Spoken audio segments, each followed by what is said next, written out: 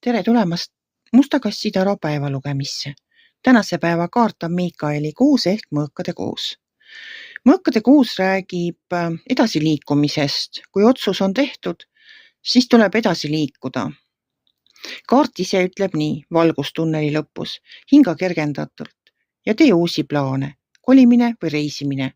Kaart räägibki sellisest keskkonnavahetusest, et kas uude kohta minemisest, uue töö saamisest, aga et see ei ole ka nagu mingi selline dramaatiline otsus, vaid lihtsalt selline teadlik otsus, et nüüd on see olukord minu jaoks on nagu ennast ammendanud ja ma otsin nagu teist lahendust või teist kohta või midagi uut enda ellu, et mis on ka täiesti aktsepteeritav. Me kõik soovime pisukest muutust enda argipäeva.